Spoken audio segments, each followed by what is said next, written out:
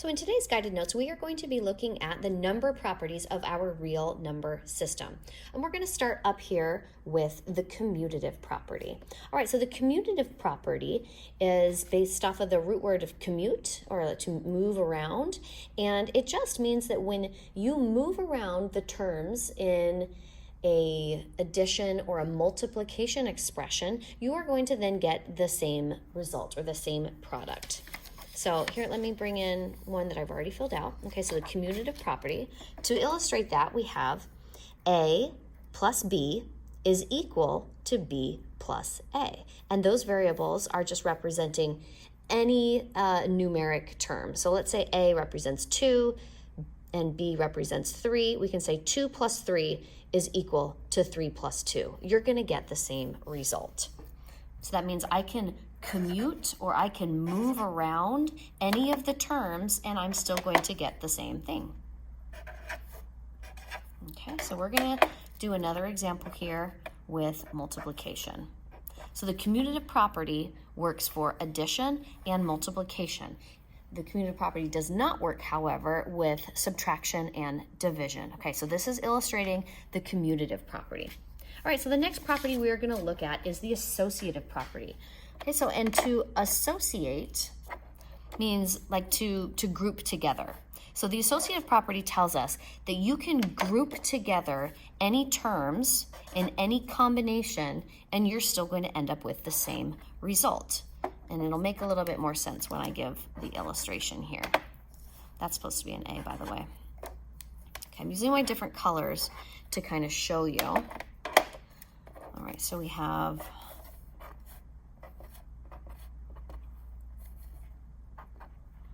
okay, so this one is with addition. So we have A plus parentheses, so I'm grouping together B plus C.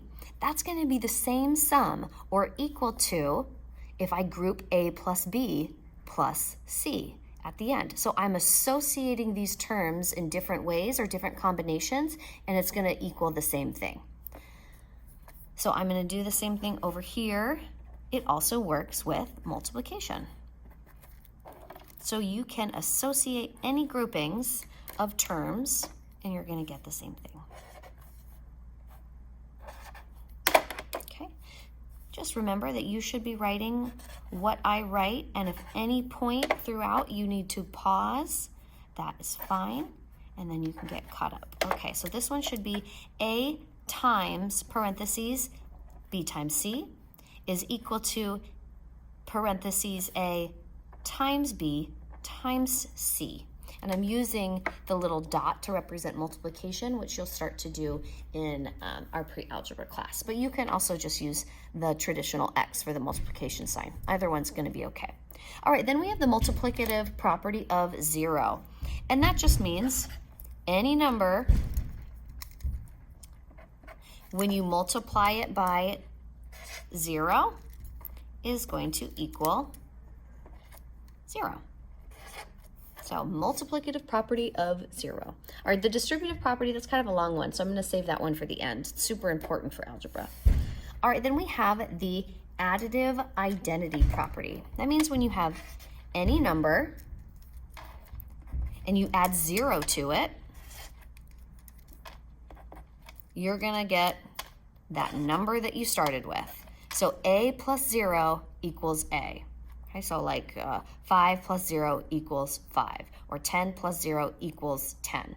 Right, you always get the same thing that you start with. Now the multiplicative identity property, that's going to be any number that you start with. If you want to end up with the same number that you started with, what are you going to multiply it by? That's right, you're going to multiply it by 1. Any number times 1 equals itself. So A times 1 equals A, 10 times 1 equals 10, 25 times 1 equals 25, and so on. All right, the next we have is the additive inverse property.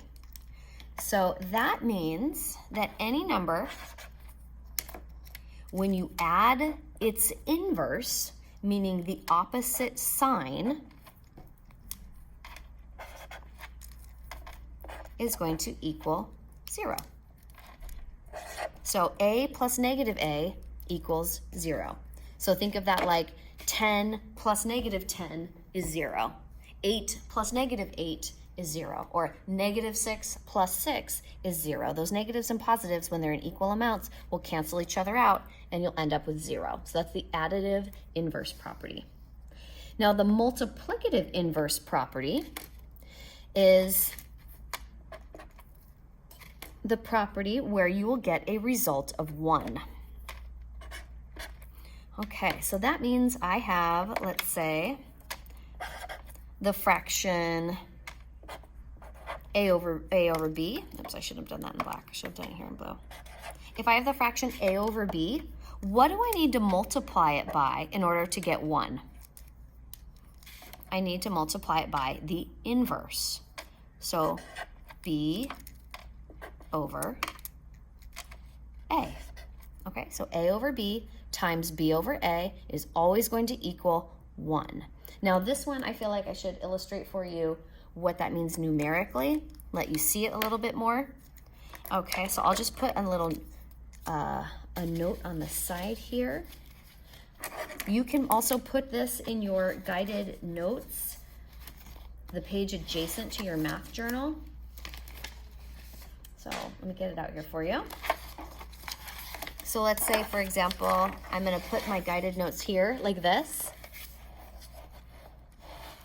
I'm hoping that you could see that. Like this, I'm going to put this little note to myself over here. Okay, so for the multiplicative inverse, it's the same thing as 1 over 2, or 1/2, times 2 over 1 is going to equal 1. And you can use that with any combination, right? So I can do 3 over 4 times 4 over 3 is going to equal 1. Okay, that is the multiplicative inverse. Okay, so the last one we are going to look at here today is the distributive property. Now, the distributive property tells that we can distribute a multiplier across parentheses, and it's going to combine those terms. So let's say we have a, and we are going to multiply that by, let's do b plus c. Okay, a parentheses b plus c, it's going to be equal to ab plus a c. Oops, that needs to be a c, my mistake. Okay, now I know what you're thinking. How did you get that? Okay, so what I've done here is I have distributed this multiplier a across to both of these terms. So this b inside my parentheses gets a multiplier of a. So we have a times b. This c multiplier or term in the parentheses gets a multiplier of a distributed to it. So a times c, which is written like this. So with the distributive property, we are going to go over this a lot in our algebra unit, so don't worry about if you're still a little confuzzled right at this point. I just want you to have seen it before, that it's a property of numbers, of our real number system, that we are going to be using. So I want you to be just at least familiar with it. Okay, properties of numbers, that's it.